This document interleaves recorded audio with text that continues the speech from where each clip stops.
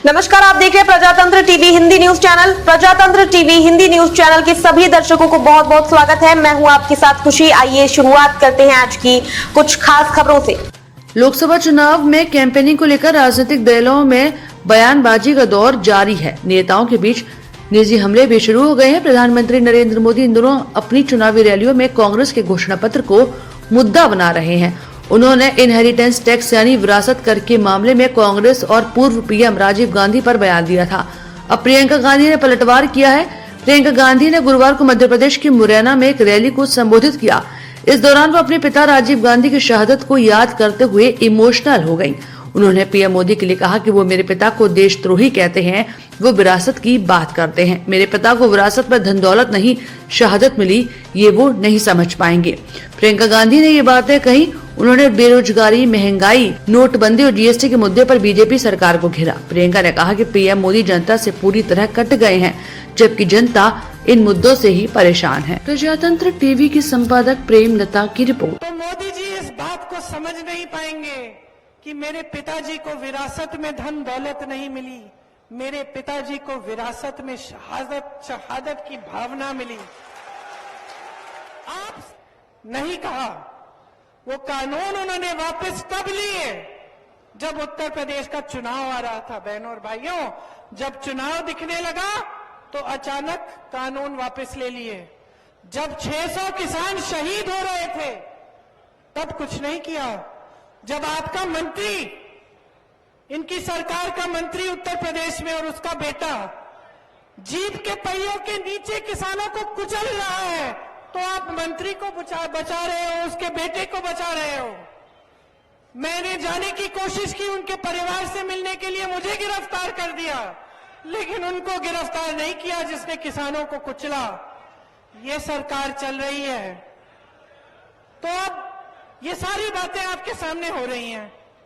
मैंने आपको कहा, देश की परिस्थिति समझो किस तरह की स्कीमें आ रही हैं, किस तरह से देश की सरकार बड़े खरबपतियों के लिए चल रही है, और फिर अपने अनुभव को समझो। अरे रोज सुबह उठते हो, नौकरी ढूंढने निकलते हो, क्या मिलता है? कोई मोदी जी टीवी में से निकल के आपको नौकरी दे रहे हैं? दुकान जाते हो, मोदी जी कहते हैं चुनाव आ रहा है, लो गैस सिलेंडर में से 200 माफ। 200 माफ? 1200 रुपए का सिलेंडर खरीद रहे हो आप। कहते हैं हम बड़ी स्कीम लाए हैं महिलाओं के लिए। बहनों सुनो, कहते हैं लो फॉर्म भरो, 1200 रुपए आपको दिलवाएंगे। आपको कहना चाहिए 1200 रुपए में मैं क्या खरीद पाऊंगी एक सिलेंडर आज के दिन में। कांग्रेस पार्टी स्कीम लाई है, 8,500 रुपए हर महीने आपको देंगे, सालाना 1 लाख रुपए देंगे। नौजवान खड़े हैं, नौजवानों को हम स्नातक पास को 1 लाख रुपए सालाना का अप्रेंटिसशिप देंगे। 30 लाख रोजगार खाली पड़े हैं।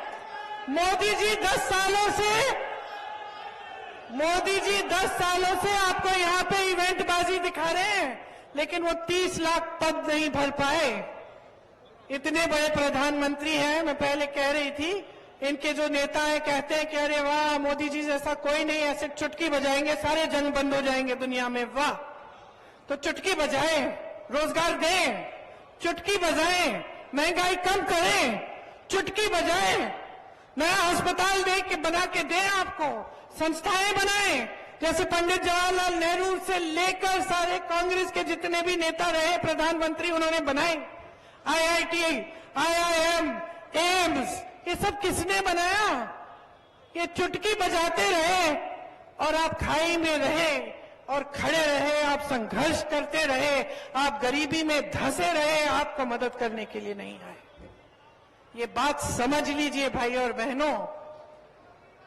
आपके दिलों में इस देश के लिए कुछ प्रेम होगा कि आप अपने बच्चों को सरहद पे भेजते हैं। एक भावना होगी देशभक्ति की, नौटंकी की नहीं, जो आपके सामने ये लोग दिखाते हैं। नौटंकी की नहीं, असली देशभक्ति की भावना। मैं ज्यादा इन चीजों के बारे में बात नहीं करती, लेकिन मैं आपको बता सकती हूं कि 19 साल की उम्र में जब मैं अपने शहीद पिताजी के टुकड़े घर लाई तो मैं नाराज थी इस देश से। मैं नाराज थी। मेरे दिल में यह भावना थी। मैंने अपने पिता को भेजा, तुम्हारा काम था सुरक्षित रखना। मैंने अपने पिता को हिफाजत से तुम्हारे पास भेजा और तुमने ये टुकड़े लौटा दिए मुझे, और वो टुकड़े इस झंडे में लपेटे हुए थे, देश के झंडे में। मैं नाराज थी। मैं समझती हूं शहादत की का क्या मतलब है। जैसे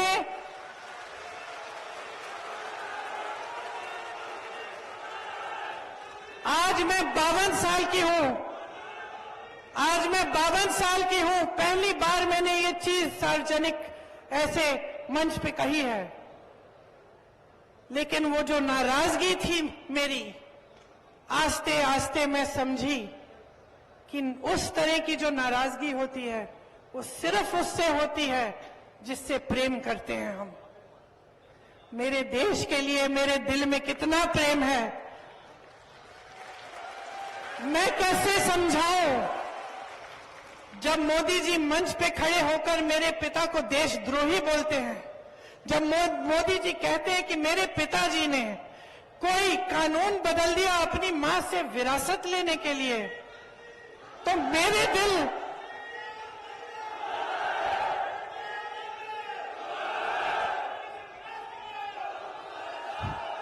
तो मोदी जी इस बात को समझ नहीं पाएंगे कि मेरे पिताजी को विरासत में धन दौलत नहीं मिली, मेरे पिताजी को विरासत में शहादत की भावना मिली।